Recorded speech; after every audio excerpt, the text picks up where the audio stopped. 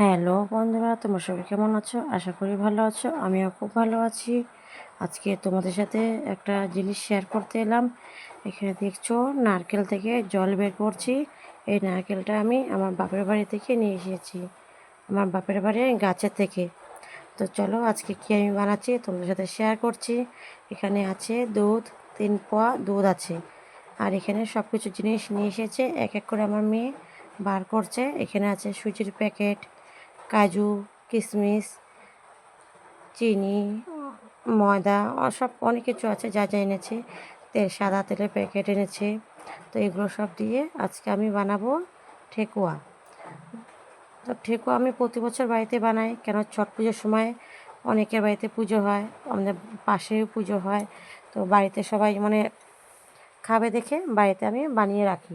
সবাই সকালে সকালে যে কিছু না থাকে খাবার, তো একটা দুটো করে খেয়ে জল খাবে, সন্ধেবেলা খাবে। এই জন্য আমি এগুলো সব কিছু মানে এটা আমি প্রতি বছর বানিয়ে রাখি। মাঝে আরেকবার বানিয়ে রাখি, কেন আমার বর খেতে খুব ভালোবাসে, তাই আমি বানিয়ে রাখি। আমার মেয়ে অত ভালোবাসে না, বড় মেয়ে, অত খেতে চায় না, কিন্তু আমার বর ভালোবাসে। ও যখন যায় গাড়ি নিয়ে দুটো করে খেয়ে সকালে জল খেয়ে চলে যায়। তাই এখানে দেখো আমি আজকে ঠেকুয়া বানাচ্ছি। দুধের মধ্যে চিনিগুলো আমি দিয়ে দিলাম। এখানে আছে 1 কিলো চিনি। ঠেকুয়ার মধ্যে চিনিটা গুলিয়ে দিলে ভালো হয়, না তো পরে চিনিটা আস্তে আস্তে করে ঠেকুয়াটা আমাদের গোটা চিনিটা দিলে পরে আস্তে আস্তে গলে যায় চিনিটা, আর ঠেকুয়ার ময়ম দেওয়া ময়দাটা নরম হয়ে যায়। এই জন্য আমি আগে থেকে চিনিটা গুলিয়ে নিই, দুধের মধ্যে গুলিয়ে নিই, তাহলে ভালো হয় ঠেকুয়াটা, পরে আর নরম হয় না। তো এখানে যে 1 কিলো চিনি দিয়ে দিলাম। এখানে আছে নারকেল কুড়িয়ে রাখলাম আমি, আর কিশমিশ, আর এখানে কাজু বাদাম একটু থেতো থেতো করে রেখেছি। গোটা গোটা তো দেওয়া যাবে না, তাই আমি এখানে এভাবে করে রাখছি। সব কিছু একটা থালার মধ্যে রাখলাম, আর সব কিছু উপকরণ মিশিয়ে দেব। এখানে এখন আমি নিয়েছি 3 কিলো ময়দা। একটু বেশি করে বানাবো, আমার শাশুড়ি আমার শ্বশুরবাড়িতে দেবো, আমার ননদ আছে দেবো, সবাইকে ভাগ করে খাবো সবার সাথে, তাই আমি একটু বেশি করে বানিয়েছি। এখানে আছে 3 প্যাকেট সুজি। সুজিটা দেখে নিলাম, বর্ষার দিনের সুজি তো বলা যায় না, পোকা টোকা কিছু থাকতে পারে, এই জন্য আমি দেখে টেকে তারপরে দিলাম। যদি এমনি প্যাকেট থেকে খুলে দিয়ে দিই তাহলে পরে দেখা গেলো সুজির মধ্যে পোকামাকড় কিছু থাকলো, তো ময়দাটাও আমার নষ্ট হয়ে যাবে। এখানে 3 কিলো ময়দা আর 3 প্যাকেট সুজি নিয়েছি আমি। আর এখানে যে ঘিটা এখন দিয়ে দেবো আমি। ঘিটা দুদিন ধরে বৃষ্টি পড়ছে তো হয়ে আছে, জমে আছে, তাই এখন এমন করছে তো বের হচ্ছে না, কিছুতেই বের হচ্ছে না। তো আমি কী করলাম, মানে ঘিয়ের ইসের মধ্যে আঙুল দিয়ে ইসে করে বের করে নিলাম। ঘিটা পুরো ঘিটাই লাগবে, কেন 3 কিলো ময়দা আছে। আর একটু লাগতো ঘি, কিন্তু ছোটো একটা ঘিয়ের ডিব্বা এনেছে দেখে আর ঘি দিলাম না এখানে। এগুলো দিয়েই এখন আমি ভালো করে ময়ম দেবো। ঘিটা আগে পুরো মিশিয়ে নেব, কেন আগে ভালো করে সব থেকে ঠিক হওয়াতে মেন জিনিস হলো ময়ম। ময়ম যদি ভালো করে না দেওয়া হয় তাহলে ঠেকুয়াটা ক্রিসপি টাইপের হবে না।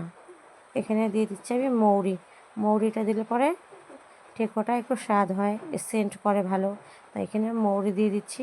মৌরি এনেছিল আরেকটা, পুরোটা তো লাগবে না, তাই হাতে করে অল্প আমি মৌরি দিয়ে দিলাম। এখানে নারকেল কোড়া, কিশমিশ, কাজু বাদাম সব কিছু একবারে মিশিয়ে আবার ময়ম দেবো। আর বাদাম আনতে বলেছিলাম, আর কাজু বাদাম, দুটোই বাদাম আনতে বলেছিলাম, আনতে ভুলে গেছে বাদাম, তাই শুধু কাজু বাদামটা দিয়েই আমি বানিয়ে নিচ্ছি। আর কাজু বাদাম তো দাম আছে অনেক, তাই অল্প করে নিয়ে এসেছি। ওগুলো সব কিছু দিয়ে এখন আমি ভালো করে ময়ম দেবো ময়দাটাকে। ময়দাটা ময়ম না হলে ভালো লাগবে না খেতে। এটা হচ্ছে ঠেকুয়া বানানোর মেন এসে ময়ম দেওয়া। ময়মটা ভালো হলে ঠেকুয়াটা ভালো হয়। এখানে অল্প অল্প করে আমি দুধটা মিশিয়ে মিশিয়ে এখানে আমি ময়ম দেবো। একবারে সব যদি দিয়ে দিই আমি দুধ, যদি বেশি হয়ে যায় তাহলে পরে ঠেকুয়াটা বানালে পরে মানে মচমচে হবে না, ক্রিসপি টাইপের হবে না, নরম হয়ে যাবে। তো এখানে যে আবার আমি যতটুকু বাকি দুধটুক ছিল ওটা দিয়েও আমি দিয়ে দিয়েছি, ওটা আর ক্যামেরা করলাম না। আর এখানে ময়ম দেওয়া হয়ে গেছে। এভাবে করে ময়ম দিতে লাগে ঠেকুয়া বানালে পরে। না তো একদম যদি আটার মতো যেমন আমরা রুটি বানাই ওইভাবে যদি ময়ম দেওয়া হয় তাহলে পরে ঠেকুয়াটা নরম হয়ে যায়, খেতে একটু অতটা স্বাদ লাগে না। আর এইভাবে করে যদি ময়ম দেওয়া হয় তাহলে ঠেকুয়াটা ভালো হয় খেতে।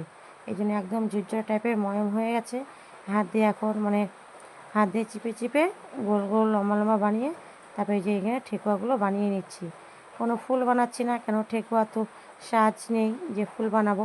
হাতেই এইভাবে করে বানাচ্ছি, বাড়িতেই খাবো এখানে সবাই মিলে। আমি তারপরে আমার বর আসলো, আমার বরও বানাচ্ছে। 3 কিলো ময়দা তো আর 3 প্যাকেট সুজি, অনেকক্ষণ লাগে বানাতে। এই সবগুলো বানানো হয়ে গেল, তারপরে আমি যাব তেলে ভাজতে। এখানে সব মানে আমি 4:30 থেকে শুরু করেছি, অনেক টাইম লেগেছে বানাতে। এখানে প্রায় মানে 200 পিস হবে ঠেকুয়া বানিয়েছি আমি, অনেকগুলো হয়ে গেছে। এখানে এতগুলো ঠেকুয়া তো মানে একা বানাতে আরও অনেক টাইম লেগে যেত।